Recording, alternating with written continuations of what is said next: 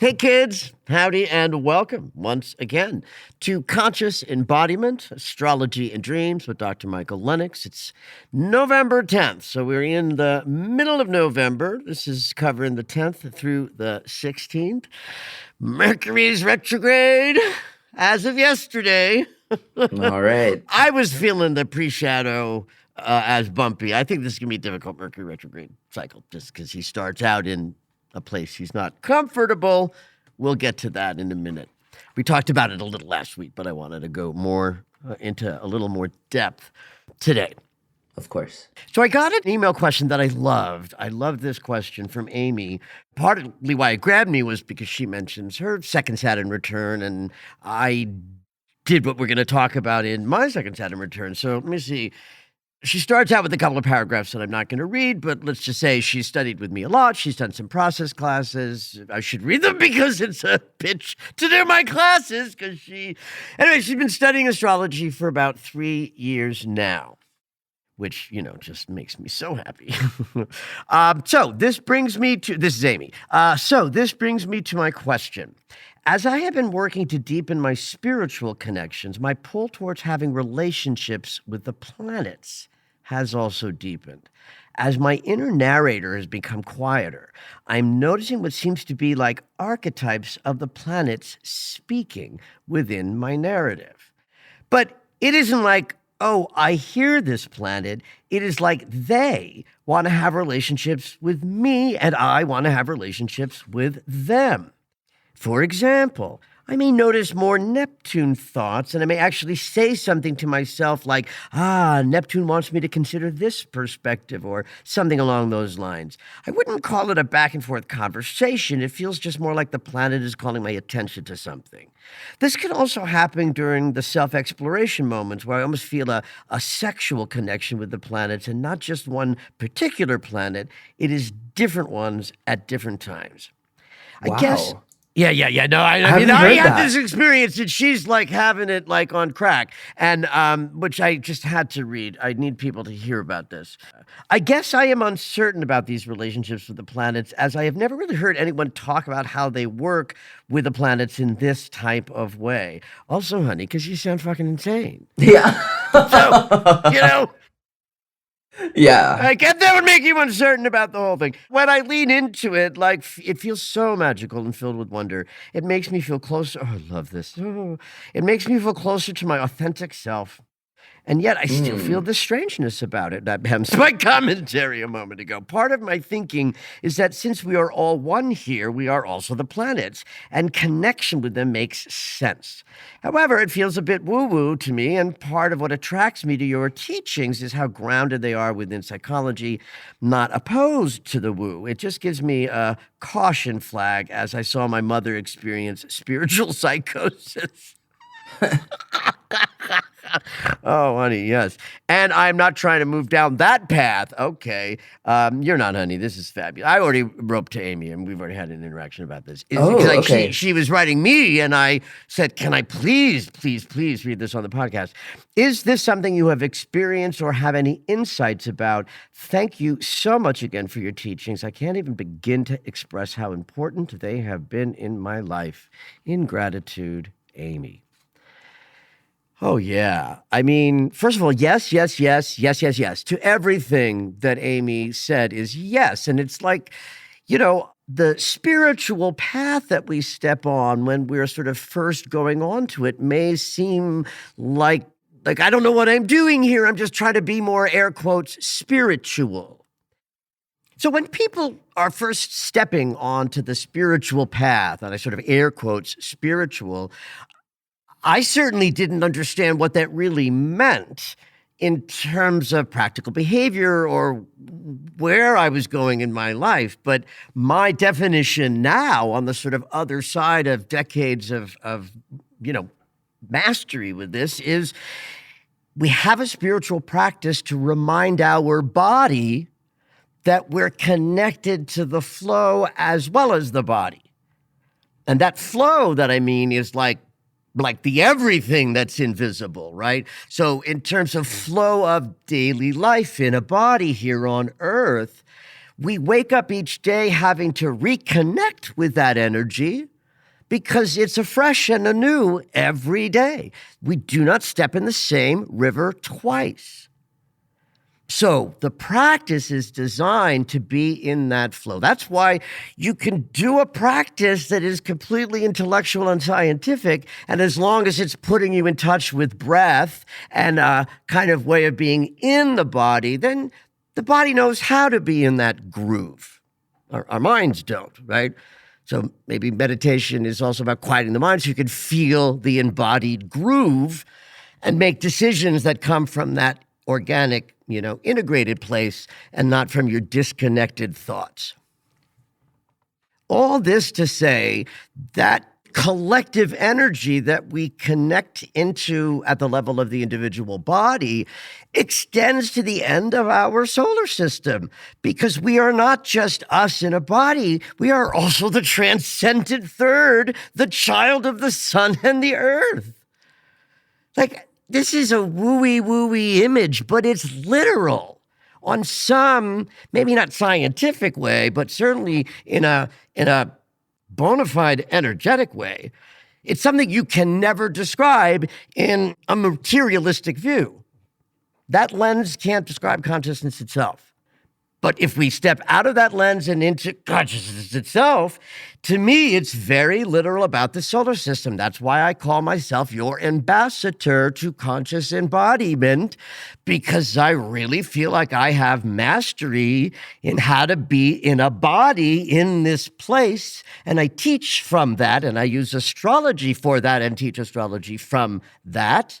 And what Amy's talking about is this taken to its furthest, or at least a far extreme of interaction and inner yummy. She was very excited when I wrote back, because I wrote back affirmatively and said, yeah. In fact, I described how working with Saturn that way in my second Saturn return was one of the things that got me through it, right? As I developed a relationship with Saturn, and I got some things to reflect that externally, like black candles. Black is Saturn's color, right? And so I would go to my altar and I would have this relationship with the incredibly challenging experience I was having, learning and internally going through lessons to become a better elder. This is starting to show up in some of my writing, as I more and more often, when I'm referring to Saturn, will say, the teacher in you is going to cause delays and breakdowns to teach you something. Yeah. This is about that. That's the idea that, yes, Saturn's a planet out there, but it carries an archetypal energy that we all have inside of us.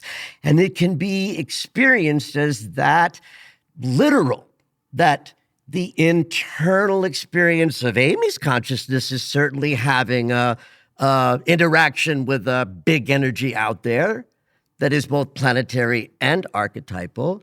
And I beg all of you to take what Amy shared in, and if nothing else, just appreciate how she described what it's like to focus on the inner reflection of life to get your marching orders, because that's where we're connected in the groove of both this dimension and the higher dimensions.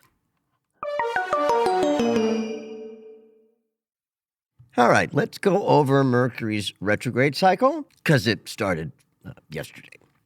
So he's already backward facing. He's in Sagittarius, sign he absolutely hates it in. And he's going to backtrack into Scorpio while still retrograde. And then when he turns around, he'll be moving from Scorpio back into Sag for the second time. The degree points are 6 degrees of Sag, back to 20 Scorpio. So if you know your chart fairly well and you have any points in the third or the first decan of any signs, in other words, degrees 20 and around 20 through 30 and up to 6, plus a few more degrees for like orb of influence, and then you know that Mercury is hitting you very directly, and you can sit down with your chart and figure that out. I'll be talking today about the cosmic connections, but I'm like terrified of this retrograde because of how shitty the first act was for me personally. One of the ways I always like to present a consciousness of Mercury retrogrades when there's 2 signs involved is to talk about the idea of blending the 2 consciousnesses that are so unlike each other, they're really oil and water, because the signs are right next to each other, are a different element and not a compatible one, and a different modality. That means they feel different and they behave differently. But Mercury is our perception. Perception is everything about how we function here. And so Mercury dragging his ass back and forth over the boundary between the 2 signs is kind of like doing a little construction in the 12-unit condo that we're all living in. And between sort of Unit 8 and Unit 9, they've created a little doorway. And for at least 3 weeks, they're going to be playing with each other. So I'm going to remove the detriment, moniker from the conversation. So it's just like, yes, he's not happy here. Don't worry that it's called detriment. Just think too many thoughts, too much scattered attention, too many things to focus on. And then the energy of Scorpio is completely opposite. If Sag is extroverted, Scorpio's introverted.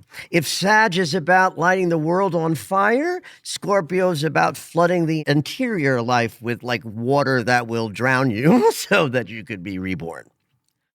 Sag is the archer, the centaur, who will tell you where to go, although you might be confused by the directions because there are too many details. And Scorpio is the scorpion that will say, I'll take you across the river, but he'll really kill you. So somehow the sign of brutal truth-telling, Sag, and the sign of deeply held secrets, Scorpio, is part of what this retrograde is designed to sort of bust open. And that's going to be different, like, for all of us. In the 12 steps, there's this fabulous little catchphrase that goes, you're only as sick as your secrets.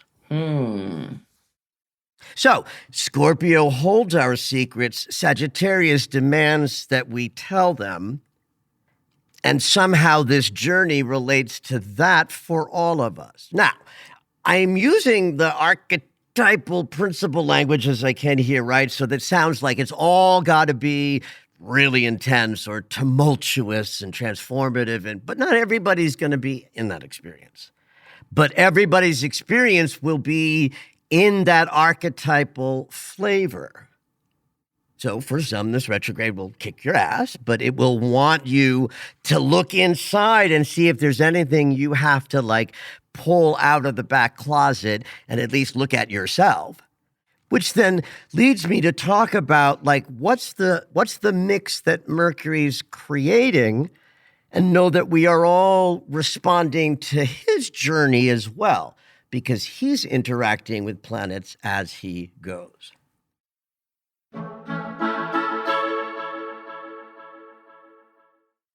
So part of what's both interesting to me about this retrograde and what might make it a little more bumpy is that there's a direct connection in this Mercury retrograde with like specific needs to speak up into important things in order to take the healing that we've been in and use our healed spaces to get us into different territory through using your voice to tell the truth to yourself, to others, etc. So the geometry that describes all of this starts with something very powerful with regard to the outer planet's setup, right? Which is like the world on its own terms right now. In astrology, that's reflected by the outer planets and Saturn, and Mercury is trining Jupiter, Saturn, and Neptune 3 times. Once in the first act, once coming up in the next couple of weeks, and then a third wrap up.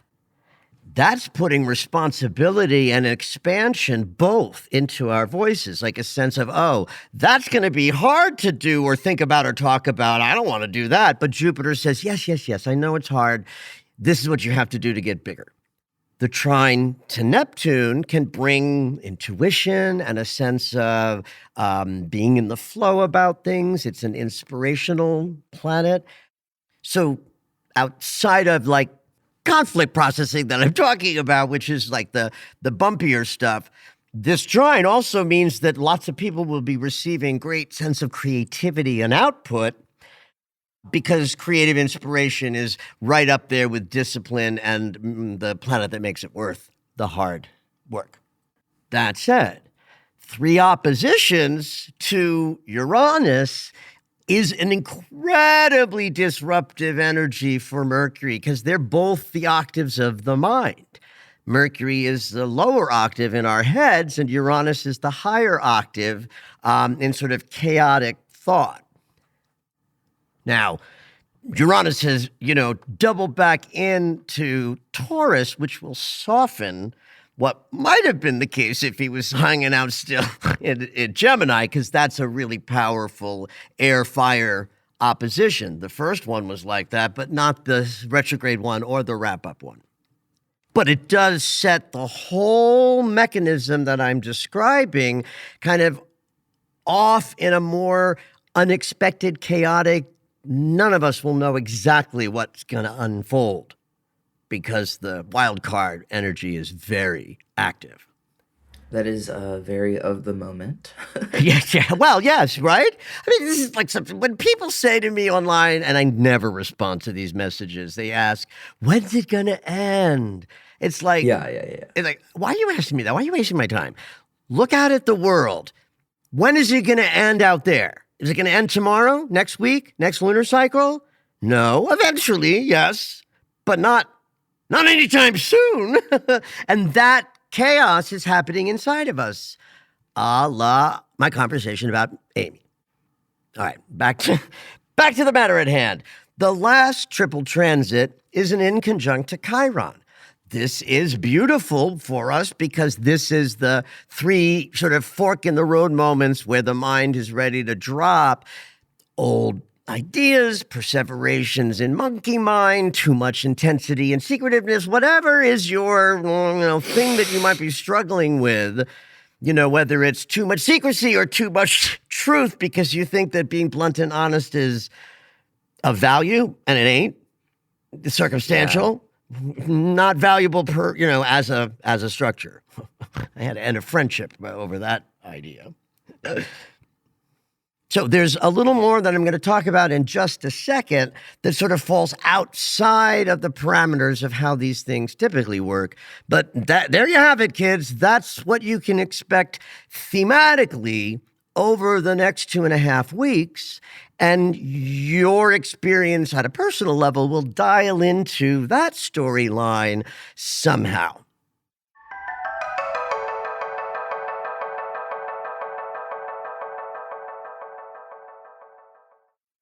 There are times when the elegance of the personal planetary story is so, perfectly aligned for things relating to expanded consciousness, I'm just gobsmacked.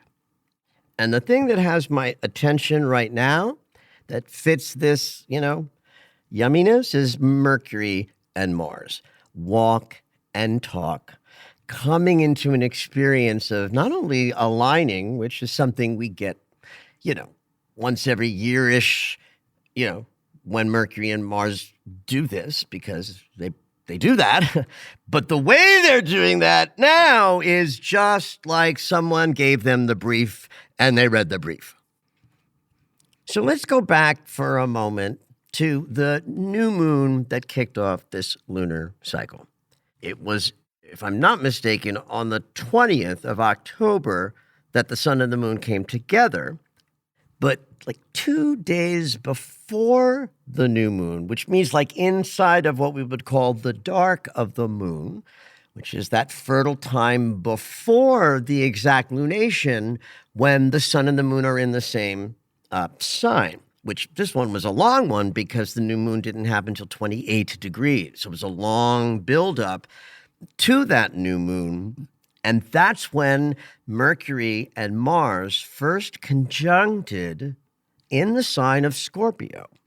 So you understand what that means for us at an archetypal collective level is that just as we were entering a lunar cycle that was going to be all about Venus's demands for us to open our hearts to more love no matter what it feels like, there was a promise of a transformation possible with walk and talk getting into alignment because A, it was in the sign of transformation and change, and B, it was funneled right into a new moon in a powerful way.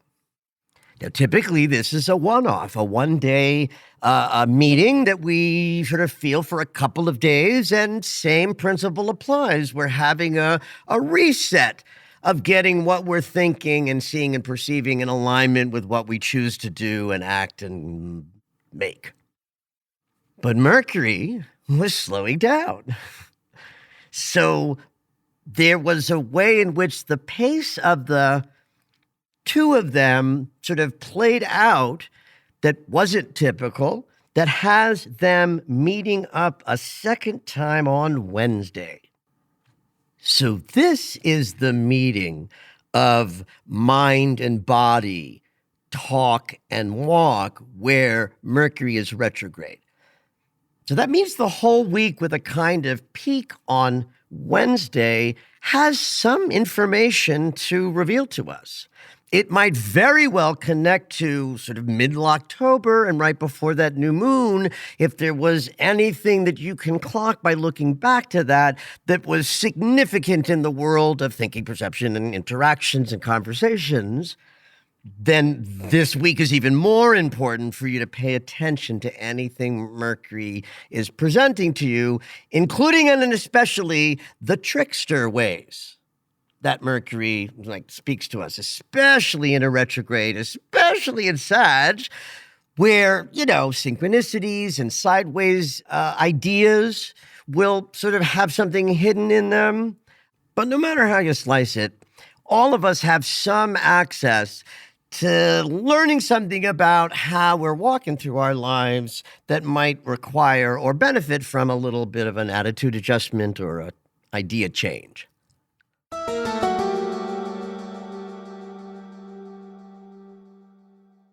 Now, this moment and this integration and this Mercury retrograde with this way that Mercury's dragging Mars into the proceedings has a kind of payout in January. On January 18th, that's the new moon in Capricorn. And who else is joining the moon and the sun? You guessed it, Mars and Mercury. The new moon's at 28 Cap, the conjunction's at 26 Capricorn. It's exact that day of the new moon, 2-degree orb of influence, which means they're hanging out, they're visiting the sun and the moon and Mercury and Mars.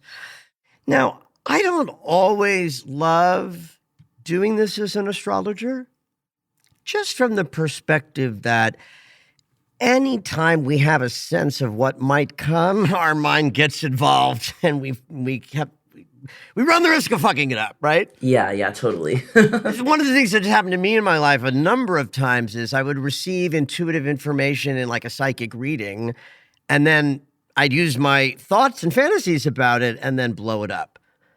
A psychic once predicted that I would meet a man and it would be knee dropping. She specifically said knee dropping. And as she described, exactly as she described, I met a man, first and only time in my life that I walked away from talking with him. I felt like my knees buckled. Oh my God. Oh my God. So it's literal. Amazing. But she didn't say he's your soulmate. She just said your knees would drop.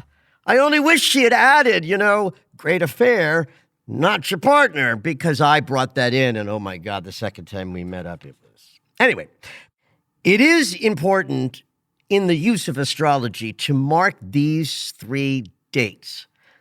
October 19th, this Wednesday, and that new moon, in a way that after we get through this week and the dust has settled a little bit, think about what you learned, or maybe even what the whole Mercury retrograde cycle play out to see what you're learning about getting in, a greater alignment with a balance between, privacy and public, and what you have to discard and let die for a better idea, Scorpio helps you kill the idea, and Sag says, try this. Because that new moon in January is in Capricorn, it connects to that beginning of the calendar year sensibility of powerful intentions we set for the year. And that's it. Like, you don't set your intentions on, New Year's Eve. Wait till the new moon in Capricorn, but understand, when we get there will be a connection to this fall. That's using astrology cooking with gas. So keep note of that.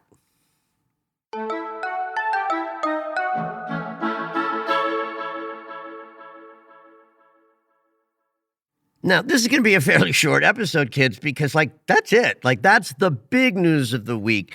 There's one little thing that I might share with you because it's, kind of interesting, maybe valuable. On Sunday, as the week ends, that's when the sun is going to trine Scorpio. Shit. That's when I hope you can edit this. That's when the sun is going to trine Jupiter. Scorpio sun to Cancer Jupiter, exalted in that sign, so he's ready to help us expand. Scorpio sun readies us for not only change and transformation, but the acknowledgement that we're in a death and dying cycle. So this trine is more about, feeling excited for the possibilities of expansion coming from the things that you're diving deep into your soul to work on. And while we're in that kind of open-hearted body, mind kind of moment on Sunday, Venus is going to sesca square Saturn, which means there's a lesson about what love really looks like.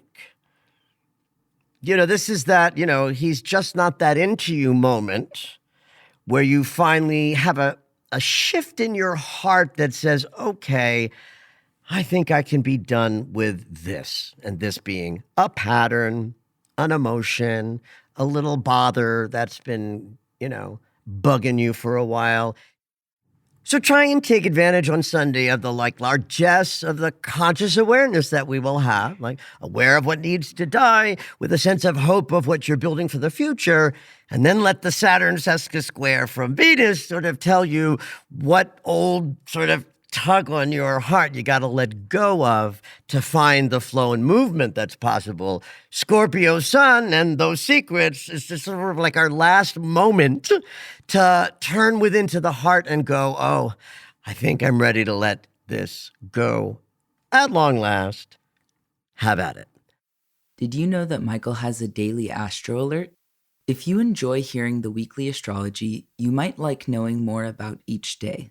When you subscribe for the daily astro alerts, you'll get an in-depth explanation of the day's astrology sent right to your email. Subscriptions are only $10 a month, or you can purchase the yearly subscription at the reduced price of $100. To subscribe, head over to michaellennox.com.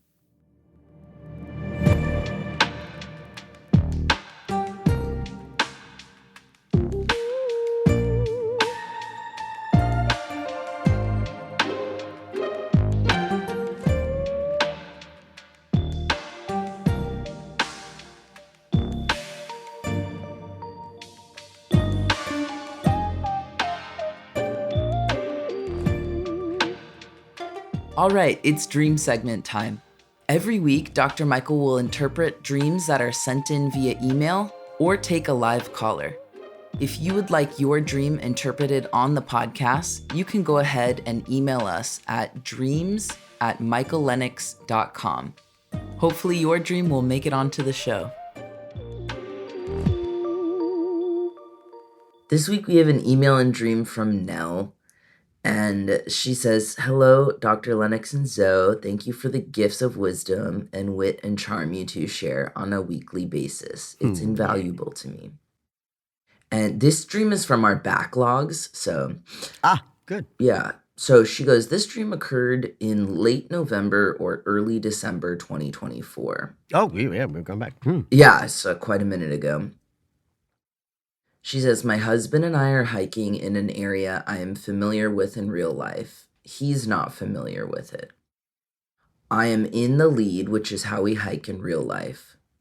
We're hiking up a tree-filled hill that has rock outcroppings and an old unused train track that was built in the early 1900s. He's stopping often to look at stuff he thinks is cool. I get to the top of the hill, which is also where a curved county road is, and I cross the road and turn around to wait for him. Across the road from me, 3 rabbits come out of the trees and begin to cross the road in a line towards me.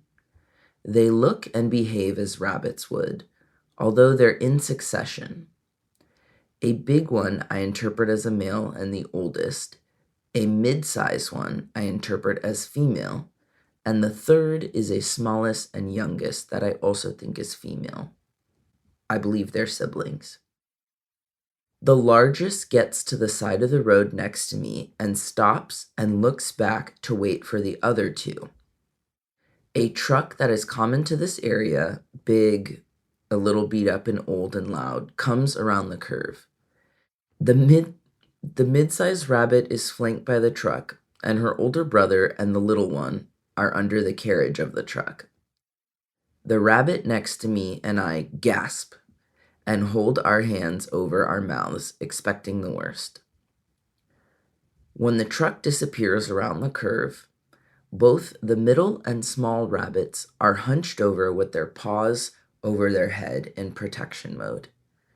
They both tentatively look up, and the middle one runs back to the little one. The big one joins them, and they're hugging. They begin to laugh and celebrate and even high-five. They cross the road back towards me and scamper off, laughing and talking about how that was a near miss. Yeah, that's great. This is a bit comical. My husband emerges from the hill and trees and proclaims, 'This is so cool.' And I said, 'Did you see that?' But he didn't. And I wake up. So that feels kind of like a movie. Totally. Yeah, well, obviously the rabbits are quite animated, but she just mentions some synchronicities that I'll do the spark notes of. At the time when she had the dream, you, Michael, in your November 25th podcast, told listeners to look for synchronicities. Oh. Yeah, so around this time, she started seeing rabbits frequently in unlikely contexts. Examples being an ad on Instagram, on Pinterest, some random thing involving rabbits, stuff like that. Yeah. She doesn't say anything about like personal association with rabbits, does she? Well, she says she's not really a rabbit person. Like, it's not like she collects them. Okay, all right. I get right. It's not like this is a I'm sorry, I laughed at that. There are people life. who love rabbits. Yes. And yes, tchotchke people. They pick their animal. Okay, great to have that sort of reflection about the time. So one of the things that we can posit about the dream is that it does relate to this idea of synchronicity, like whatever caused me to say those words based on energy brings a synchronicity from waking life into the dream, which is sort of a signal of pay attention. Right? Synchronicities of all types are just moments where we can perceive the patterned universe behind form in a moment. I think the Synchronicities are when, because the two things are so overtly related, but circumstantially completely unrelated, they represent the kind of fine line we all have to draw between what I'll call science and mysticism, like what would apply to my conversation with Amy. Like, I'm half scientist and half mystic, so I'm the woo-woo guy, but I can't inhabit it in my language unless I kind of know not the scientific backing, but something that I understand somewhat intellectually. So the rabbits show up with this extra reminder that would cause Nell to not forget the dream. Mm-hmm. Now, this is interesting that it is her husband and she hiking, because we have to sort of find some placement for him in the dream consciousness. The fact that it's, in a natural setting sounds kind of, idyllic. We're talking about the personal journey, right? There are no cars, so we're not in the territory of how Nell moves around the world in her community. It's how she's walking. It's both restorative and effortful. I'm saying that because there's a hill, that's the effortfulness, but the beauty of the terrain that she described is the idyllic sensibility. Well, that sounds like marriage to me. Right? Well, the journey is the journey. If he's there, then it's about her journey in some way that relates to him and what he's like as a partner. And so I start with that right away, simply because he's there. But then this little element gives me a sense of that, the tension of opposites that relationships are. And there's all of these images about it. One's literal from her life, but understand, the dreamland doesn't give a shit about that. Like the dreamland's not going, oh, don't use that image, it's from her real life. We interpret the image, and I'm saying this now just because it's so literal. You know the place, it's literally from your life, but understand the thing that gets me the most interested is you're familiar, he's not. You walk in front, he walks behind. Both of those things tell me that as I perceive this dream, there's some disconnect being explored. This doesn't have to be, nefarious disconnect, but it's a disconnect right there in those two images. Now, again, I am not, I'm so sorry if this is what it sounds like I'm doing. I am not saying this dream has to be about marital troubles, but the outcropping, which would be like a pause moment to see the vantage point. That's what you can imagine an outcropping would be on a hilly hike, is you've been efforting. Here's where you get to sort of see the value of the effort. And it's rocky. And puns count. Okay. Right? So it's like, and she's there first. He's like, he's gone for this whole period until he then shows up. That tells us the dream is definitely about, Nell, your personal experience, and probably more so than your relationship experience directly. But it also might be an opportunity to look at the things about your current life that are independent to you and feel important, and that there's then the sense that the husband is not far behind. There is no separation or danger in you being ahead, just a distinction of not at the same place. Crossing a road is a transition, right? And she does it. She's there. So if you follow that out, she's done the transition. She's ready to go wherever's next. But that's not her soul's ask. She turns around and waits for her partner. So first she gets a message. Now, what that message is, I don't know that I'm wildly certain. Rabbits are about abundance and, that idea that they procreate so rapidly and that they are sort of pets. They aren't animals that we can't enjoy up close. They are domesticated such that their fur and their little, yummy way they're in a body implies a kind of comfort. And then their multiplicity, I don't think that's the right way to use that word, but the fact that they multiply so rapidly relates them to abundance and prosperity. it could be rabbits from this perspective of just life as more energetically prosperous without it being like literal. It doesn't have to be about making a baby. Right. But it does mean that as Nell has crossed the road, the message that synchronicity says this is important has to start with the idea of what is abundant in life, what is not, or what are the conflicts around receiving and accepting some measure of abundance. Where the older bunny, by the way, I can't help but think about the three bears. Oh, really? Well, not directly, but the idea of three animals, a big, medium, and small one, certainly lives in the consciousness of the human race through the three bears. As, the papa, is it's too much, the mama in the middle, not on, and the little one is just right. I don't want to get off on the wrong track with that, but there's got to be something about big, medium, and little that says the big one gets across the road. Who's across the road? Nell. Who's not? Husband. Right? So I can't separate that. That I'll back up because it's a replicated pattern in the dream. So now we get to the place in the dream that is in some ways the most important, but also the hardest perhaps to interpret. And it's this behavior with the truck and the rabbits doing their kooky little thing.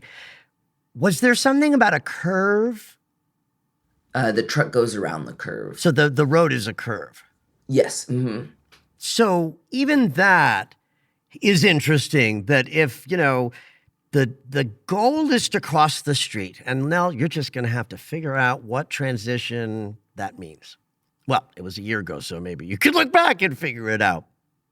So in the rabbit consciousness, the abundance consciousness, I'm going to hearken the big rabbit more connected to Nell because in this dream, at any rate, she's first. She leads.